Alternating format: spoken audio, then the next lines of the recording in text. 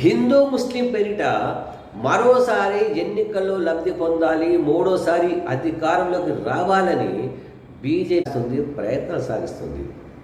అసలు హిందువులు ఎవరు, ముస్లింలు ఎవరు? ఈ ప్రశ్న ఎవరైనా వేసుకున్నారా? హిందువులు ఎవరు, ముస్లింలు ఎవరు తెలియదా అని అమాయక క్వశ్చన్లు కాదు. అసలు ఆర్యులు ఎవరు? హిందూయిజం అని చెప్పుకునే ఆర్యులు ఎవరు? ఆర్యులు యురేషియా నుంచి వచ్చిన వలసవాద బ్రాహ్మణులు. మొట్టమొదలు వచ్చింది యురేషియా నుంచి వలస వచ్చారు, ఇక్కడ ఆధిపత్యం చెలాయిస్తున్నారు ఈరోజు. అంటే బయటి వాళ్ళు వీళ్ళంతా, ఇవన్నీ కూడా రికార్డ్స్ ఉన్నాయి. సో ఆ తర్వాత ఇదే యురేషియా నుంచి ఇరాన్, ఇరాక్ వచ్చి అక్కడి నుంచి భారతదేశం మీద దండయాత్ర చేసి ఇక్కడ రాజ్యాలను పాలించింది ముస్లింలు. మరి ఈ రెండు ఎవరు? ఆర్యులు ముస్లింలు రెండు ఒకటే. ఎట్లా ఒకటైతారు? ఒకటే ప్రాంతం నుంచి వచ్చారు, ఒకటే ప్రాంతం నుంచి రెండు కూడా వాళ్ళు వచ్చారు, అంటే యురేషియా నుంచే వచ్చారు. సో వాళ్ళ డిఎన్ఏ టెస్ట్ చేయండి, తెలిసిపోతుంది. అప్పుడు ఈనాడు కూడా ఇదే ఐటెం కూడా రావడం జరిగింది, డిఎన్ఏ టెస్ట్ చేస్తే ఆర్యులు విదేశీయులని క్లియర్గా ఉంది అని.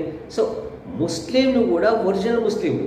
కానీ ఇక్కడ గమ్మత్ ఏంటంటే, ఇప్పుడు ఈ భారతదేశంలో మతోన్మాదము, ఏదైతే మనువాదం, కులాన్మాదం ఉందో, చతుర్వర్ణం, ఈ కులాల కారణంగా ఎస్సీలు, దళితులు ఎక్కువగా ముస్లింలు కానీ క్రిస్టియన్లు కానీ చేరడం జరిగింది.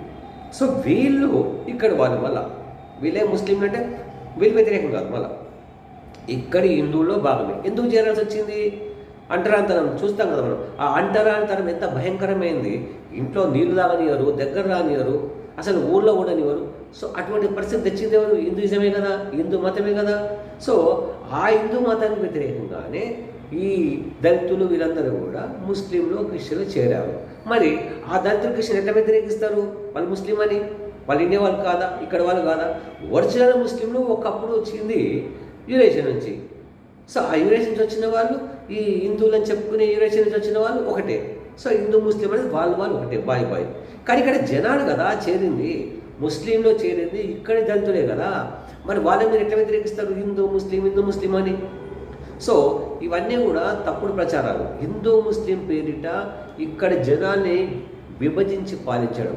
మీకు దమ్ముంటే పాకిస్తాన్ మీద దాడి చేసుకోండి, పాకిస్తాన్తో యుద్ధం చేయండి. మీకు దమ్ముంటే ఇంకా చైనాతో యుద్ధం చేయండి దమ్ముంటే. అంతేకాని ప్రజల మధ్య చిచ్చు పెట్టొద్దు. ఈ ప్రజలందరూ కూడా ముస్లింలు, ఇక్కడ వాళ్ళు కూడా అందరూ కూడా దళితులే. ఒరిజినల్ ముస్లింలు వేరు, ఇక్కడ వాళ్ళు వేరు.